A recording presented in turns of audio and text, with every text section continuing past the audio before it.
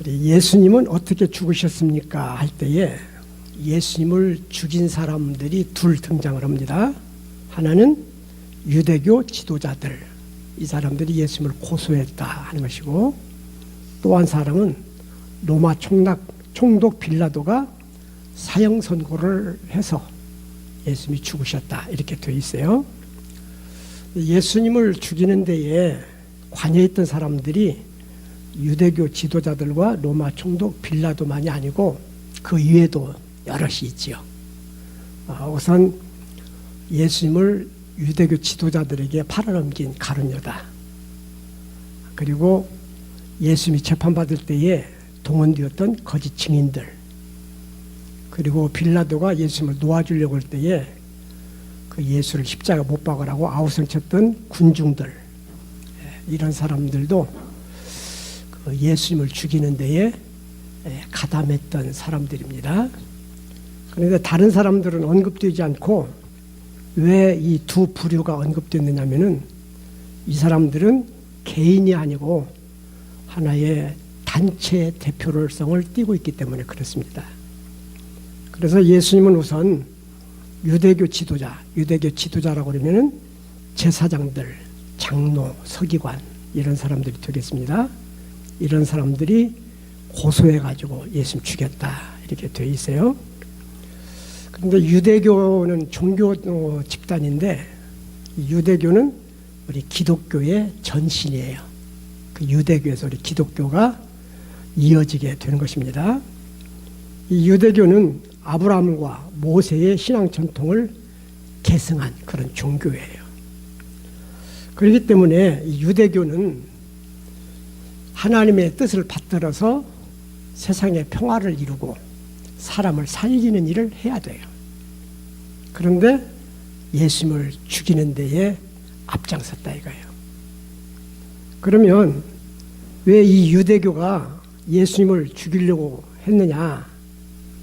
우리 성경을 참고해 보면은 몇 가지 이유가 있는데, 하나는 예수님의 가르침이 유대교 지도자들, 서기관들의 가르침과 많이 달랐다는 거예요. 달랐다. 그래서 산상수훈에 보면은 예수님께서 너희는 이렇게 하라고 들었으나 나는 너에게 이렇게 말한다 그러거든요.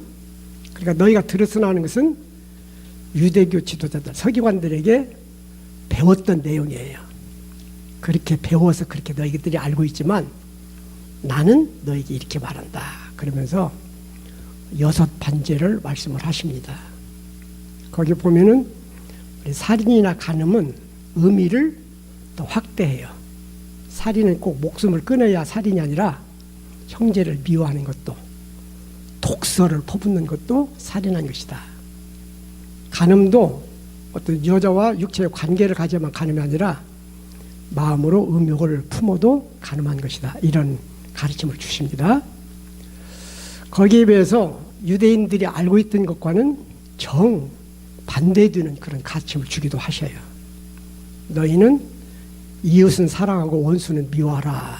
그렇게 너희들이 배웠고 그렇게 알고 있지만 나는 너에게 말하노니 원수를 사랑하고 핍박한 사람을 위해서 기도해 주라. 이렇게 가르칩니다.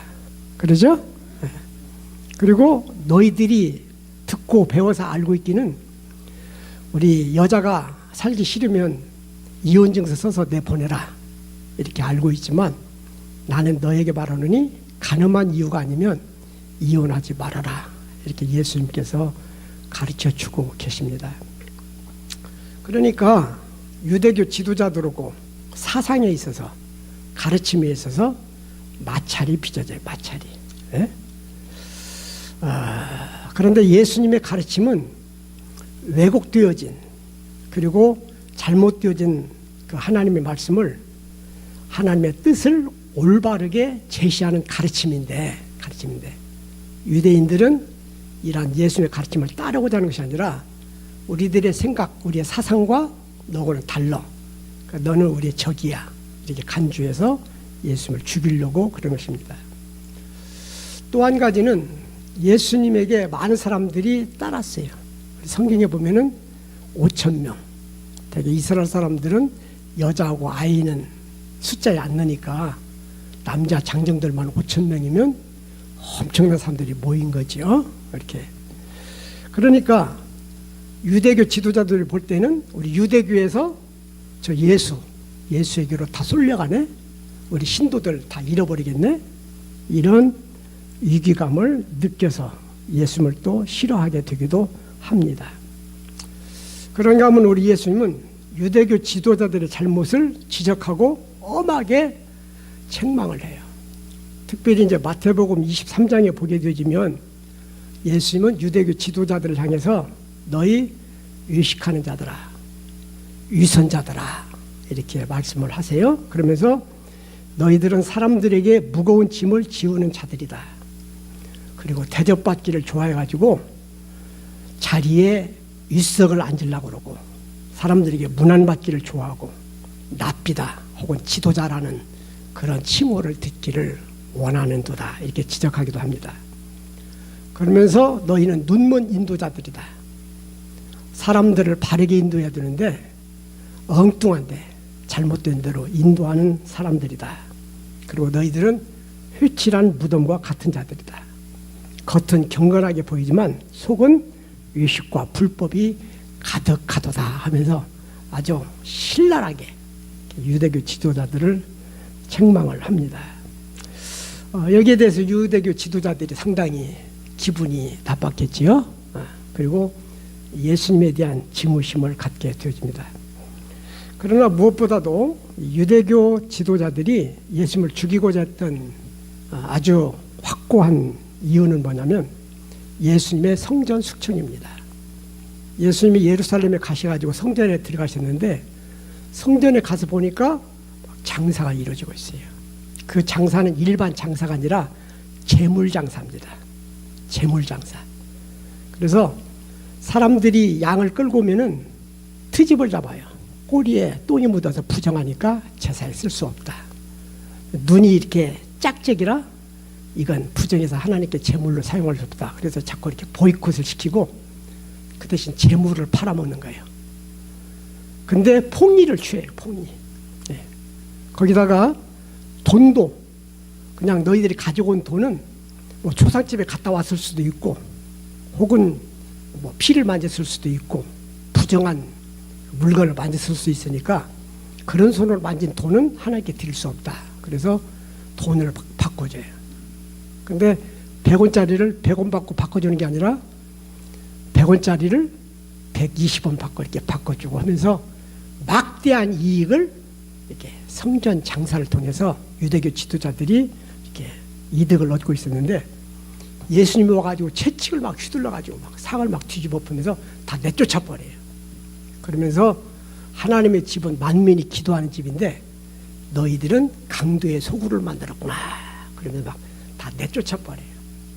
성경에 보면 이때부터 제사장 무리들이 예수를 죽이고자 논의했다 이렇게 기록이 되어져 있어요.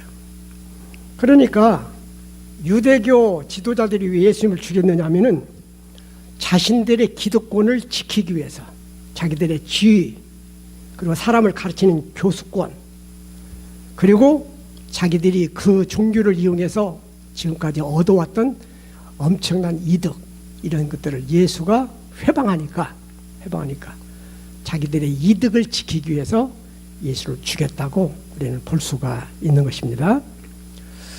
그리고 오늘 신앙요리 문답 답에 보면은 또 한 사람의 인물 빌라도, 이 빌라도가 예수님을 사형 선고를 내려서 죽게 했다 이렇게 되어 있습니다. 이 빌라도는 로마의 총독으로서 이스라엘을 통치하는 통치 권한을 가진 사람입니다. 그는 통치자로서 백성들의 안위를 지키고 정의를 실현해야 할 그런 사명을 가진 사람이에요. 가진 사람. 그래서 유대교 지도자들이 예수님을 고소해서 빌라도에게 데려와서 재판을 할 때에 성경에 보면은 이 빌라도는 예수님을 여러 가지로 신문해 보고 죄를 찾지를 못했어요. 그래서 누가복음 23장 22절에 보면은 내가 이 사람에게서 죽일 죄를 찾지 못하였다. 때려서 놓으리라 이렇게 이야기하고 있고, 요한복음 18장 38절에서는 그에게서 아무 죄도 찾지 못하였노라 이렇게 얘기해요. 그 다음에 요한복음 19장 12절에 보면은 빌라도가 예수를 놓으려고 힘썼으나 이렇게 되어 있습니다. 빌라도는 예수에게 죽일 적 없다는 것을 확실히 알았어요. 그리고 놓아주려는 시도를 했어. 그런데 왜 놓아주지 못하고 사형 선고를 내렸느냐면은 요한복음 19장 12절 중반절에 보면은 이렇게 되어 있습니다. 빌라도가 예수를 놓으려고 힘썼으나 유대인들이 소리질러 이르되 이 사람을 놓으면 가이사의 충신이 아닙니다. 무릇 자기를 왕이라 하는 자는 가이사를 반역하는 것입니다. 이런 얘기를 해요. 이게 무슨 말이냐면 이 예수가 자칭 왕이라고 그랬다. 그러면 지금 온 세상을 통치하는 것은 로마의 황제 가이사인데 이 사람이 왕이라고 해서 자기가 온 세상의 통치자인 것처럼 얘기하니까 반역자 아니냐. 이런 사람을 처단하지 않으면 우리가 가이사에게 당신의 허물을 알려가지고 당신의 신상에 큰 불이익이 오게 하겠다는 압력이에요. 그러니까 빌라도 입장에서는 자기의 안전을 지키기 위해서 죄가 없다고 판단한 예수지만 죽이라고 내어줍니다. 그래서 예수님이 죽은 데 보면은 예수님이 죄가 있어 죽은 것이 아니라 유대교의 자기 기득권 지킴을 통해서 또 빌라도의 자기의 안위를 보장받기 위한 것 때문에 예수님은 죽임을 당하게 되는 거예요. 에? 쉽게 말하면 무슨 말이냐면 인간의 죄성, 인간의 탐욕, 인간의 자기 이득을 위한 그런 욕망, 이것 때문에 예수님께서는 죽게 되었다 하는 거예요. 죽게 되었다.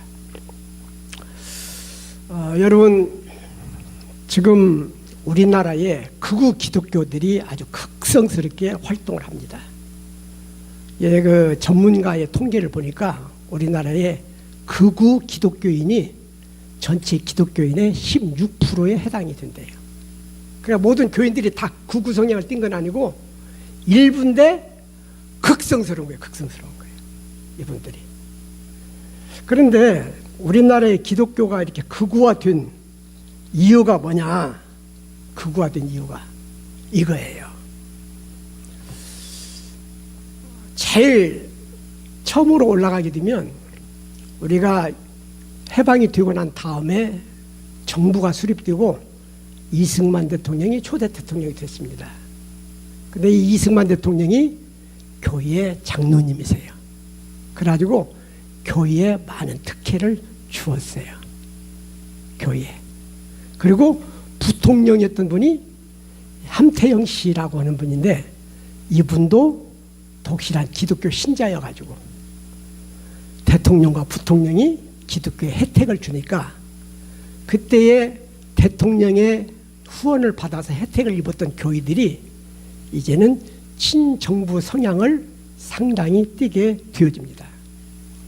그런데 그 이후에 극우성을 띤 기독교인들은 대개 국민의 힘을 편들고 민주당 편을 공격을 많이 해요. 그 이유가 있어요. 무엇 때문에 그러냐면은 노무현 대통령 시절 때에 사학법을 개정을 했어요. 사학법을 개정. 그러니까 이게 무슨 말이냐면 우리 한국은 그동안 교회가 기독교 기관에서 학교를 많이 세워가지고 소위 말하는 미션 스쿨, 기독교 대학, 기독교 고등학교, 기독교 중학교들이 많이 있었어요. 그런데 그 사립학교의 이사장, 설립자가 이사장인데 이분들이 모든 교수나 교사들도 다 자기 친척들이나 잘 관계가 있는 사람들을 다 채용을 한 거예요. 그리고 학생들을 모집할 때에도 돈을 받고 학생들을 모집을 하고 그래서 비리가 아주 많았어요. 그러니까 노무현 대통령 시절 때에 교육계가 이래서는 안 된다 그래가지고 사학법을 개정해가지고 이제 과거에는 그 설립자 이사장의 친척들과 친구들로 이사를 구성했었는데 이제는 그 이사들과 더불어서 사유이사들, 학교 외의 이사를 등용해가지고 마음대로 전용을 하지 못하도록 그렇게 만들었어요. 그러니까 사립학교를 운영했던 그 설립자들 입장에서는 이권이 없어진 거예요. 이권이. 학교를 마음대로 못해. 에? 마음대로 못하게 돼요. 거기다가 그 당시 기독교 학교는 예배 시간을 만들어가지고 강제적으로 교회 다니는 사람이나 안 다니는 사람이나 다 예배 참석하도록 강요를 했어요. 그러니까 교회를 다니지 않는 학생들한테는 불만이 많이 표출이 됐어요. 왜 우리는 교회도 안 다니는데 억지로 이렇게 교회 예배 참석하라고 그러고 학점에 반영해가지고 막 강제적으로 그렇게 하느냐 하니까 노무현 대통령 시절 때에 이제는 강제적으로는 예배에 참석을 못하게 법으로 만들어 놓았습니다. 그러니까 기독교 학교의 이사장 입장에서는 학생들을 마음대로 못하니까 어떻게 보면 신앙의 침해를 받았다 이런 생각을 가진 거예요. 이사장 입장에서는 그렇게 생각할 수가 있어요. 그러나 제3자 입장에서 보면은 나는 예배드리고 싶지 않은데 또 예배드리는 교회당에 가고 싶지 않은데 반강제로 가게 하는 것은 인권적인 차원에서 보면은 강제성이 띄지 않고 자율적으로 오게 하는 것이 맞다고도 볼 수가 있어요. 그러나 학교를 운영하는 운영자 입장에서는 우리가 신앙의 침해를 받았다는 생각을 가지고 노무현 정부에 대해서 굉장한 반감을 가지게 되었습니다. 후에 서울시장을 지냈던 박원순 시장 때에 게이들, 소위 말하면 동성연애자들이 우리가 서울시청 앞 광장에서 행사를 할 테니까 장소를 좀 빌려달라 이렇게 요청을 했어요. 그때 이제 국민의힘 쪽에서는 대개 이제 보수성이 강한 기독교 쪽에서는 동성연애는 하나님의 뜻에 반하는 것이다. 그러니까 장소를 빌려줘서는 안 된다고 강하게 요구를 했는데 박원순 시장이 내줬어요. 왜냐하면 그들도 하나의 집단으로서 그들의 행사를 진행할 권리는 가지고 있다고 본 거예요. 그러니까 동성연애를 옹호하고 동성연애를 지지했다 해가지고 또 박원순 시장과 그가 소속되는 민주당을 굉장히 싫어하게 된 것입니다. 그리고 그 다음에는 문재인 대통령 시절 때에 코로나가 왔어요. 코로나가 급속도로 번져가면서 코로나로 생명을 잃는 사람들이 많이 생기니까 코로나 확산을 막기 위해서 교회 안에 예배도 이렇게 거리를 띄어서 앉도록 했고 그 다음에 방송을 통해서 예배를 드릴 수 있도록 그렇게 했는데 이게 보수 기독교 신앙을 가진 사람들 입장에서는 예배를 못 드리게 했다.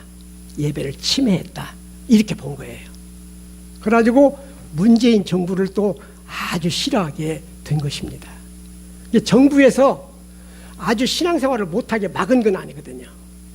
코로나 확산에 대한 고민을 하면서 확산을 예방하기 위해서 교회에서 예배를 드릴 때에도 띄어서 좀 거리를 띄어서 앉고 그다음에 이제 방송으로 이렇게 예배를 드릴 수 있도록 해서 어쨌든 코로나를 극복해야 되겠다는 뜻이었는데 보수 기독교 계통에서는 그걸 코로나를 예방하기 위한 차원이 아니라 교회를 핍박하는 행위다 이렇게 받아들여 가지고 이 문재인 정부에 대해서도 반감을 강하게 가진 것입니다.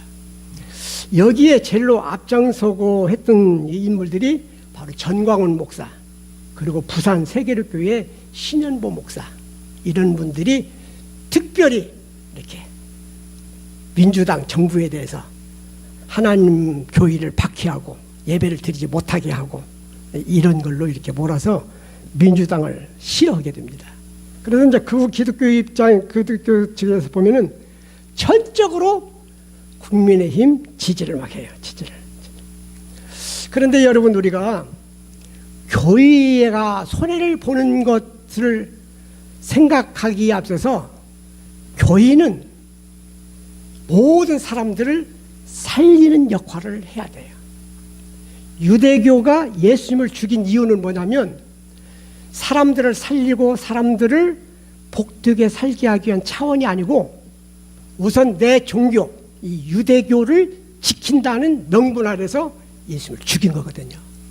이게 오늘날의 교회들도 잘못하면 내 교회 지킨다, 내 교회를 살린다는 그런 명분으로 사실은 학교의 정의를 이루고 사람들의 전염병을 예방해서 사람들의 생명을 보호하고자 하는 그런 것들은 싸그리 무시해버리고 오직 교회가 중심돼가지고 교회를 살리고 막 열심을 하는 가운데서 사실 하나님의 뜻에 배치되고 사람은 사실은 사람을 죽이는 일을 교회가 할 수 있는 위험성이 있다 이거예요. 중요한 건 뭐냐면 이 유대교 지도자들은 자기 살겠다고 예수를 죽인 거예요.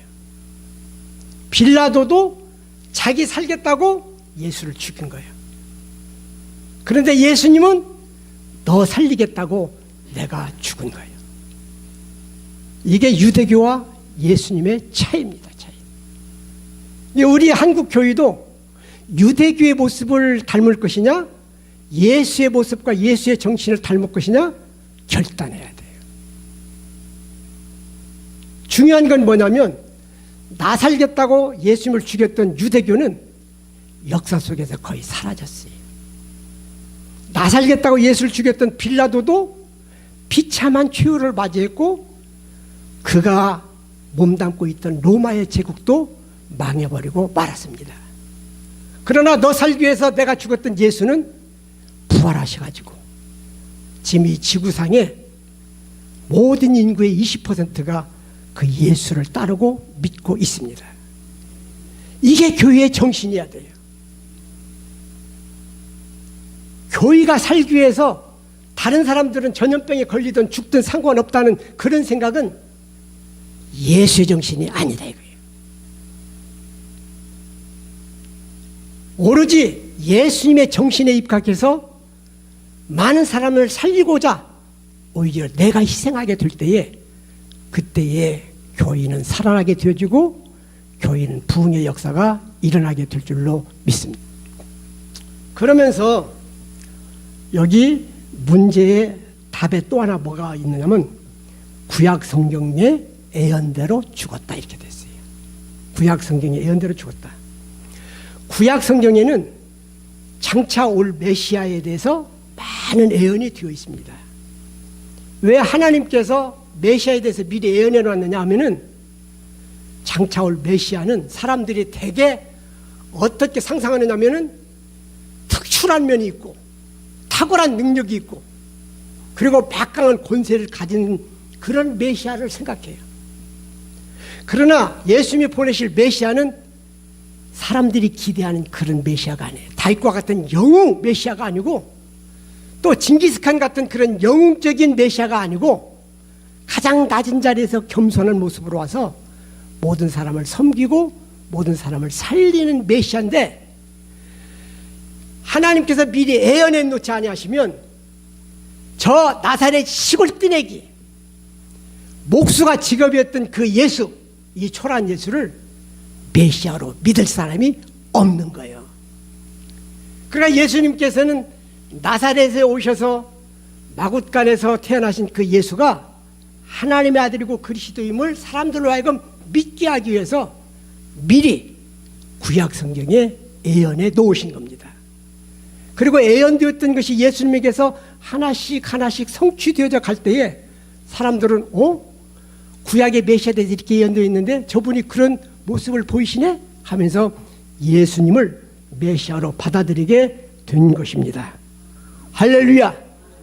그래서 장차 오실 메시아는 다윗의 자손으로 온다는 것, 또 예루살렘에 입성할 때는 나귀를 타고 가신다는 것, 그리고 악인들에게 넘겨질 것, 그리고 우리 이사야서 53장에 보면 예수님께서는 고운 모양도 없고 풍채도 없은즉 사람이 보기에 흠모할 만한 아름다운 것이 없는 메시아, 사람들이 호감을 가지고 인기를 끌 만한 멋있는 메시아가 아니라 볼품 없어가지고 사람들이 거들떠보지도 않는 메시아로 오신다는 거예요. 그러면서 장차 올 메시아는 막강한 권리를 가지고 호화로운 보좌에 앉아서 천하를 호령하는 그런 메시아가 아니라 고난받는 메시아임을 구약의 선지자들이 예언해 놓게 되어지는 것입니다. 그래서 예수님은 구약 성경에 예언된 대로 죽으셨다. 그러면서 답의 마지막 내용은 뭐냐면 따라서 봐요. 십자가에 달려 죽으셨다. 죽는 길이 여러 가지잖아요. 병들어서 죽는 경우도 있고 또 사람들에게 맞아서 죽는 경우도 있고 혹은 목에다가 밧줄을 걸어가지고 교수형으로 죽을 수도 있고 그러는데 예수님은 십자가에 달려서 죽으셨다. 근데 왜 예수님이 십자가에 달려 죽으셨느냐 하면은 거기에는 크게 두 가지 의미가 있어요. 하나는 대속의 의미입니다. 우리 인간이 지은 죄를 사해 주시기 위해서 우리들이 지은 죄를 예수님께서 대신 짊어지고 그 형벌을 대신 받으시는 거예요. 그래서 십자가의 고난을 당하는 것이고 또 하나는 교수형으로 몸에다가 죽으면은 피 흘림이 없어. 그런데 죄를 사하는 데는 피 흘림이 있어야 돼요. 예수님은 십자가에 달리셔서 가시면류관에 찔리시고 못에 박히시고 창으로 찔리시면서 온몸에 피를 한 방울 남김없이 다 쏟으신 거예요. 왜? 그가 흘린 그 보혈의 피가 사람들의 죄를 씻어내는 효력이 있기 때문에 그렇습니다. 그래서 예수님은 십자가에 달려 죽으시게 되는 거예요. 그래서 이사야서 53장 5절 말씀에 보면은 우리 이사야 선지자는 예수님보다 500년 전에 이 세상에 와서 메시아를 예언했던 선지자입니다. 그가 이렇게 예언해요. 그가 찔림은 우리의 허물 때문이요 그가 상함은 우리의 죄악 때문이라. 그가 징계를 받음으로 우리는 평화를 누리고 그가 채찍에 맞음으로 우리는 나음을 받았도다. 여호와께서는 우리 모두의 죄악을 그에게 담당시키셨도다 하는 것입니다. 그래서 오늘 신앙요리문답 31번은 예수께서 어떻게 죽으셨습니까? 유대교 지도자들의 고소와 총독 빌라도의 사형 선고로 예수님은 죽게 되었고 그리고 예수님은 우연히 죽은 것이 아니라 구약 성경에 예언된 그대로 죽으시게 되었고 십자가에 달려 죽으신 것은 우리 죄를 대속하기 위해서 그리고 우리로 하여금 구원받아서 영원한 생명을 받게 하기 위해서 십자가에 달려 죽으셨다. 이렇게 신앙요리문답은 우리에게 성경에 주고 있습니다.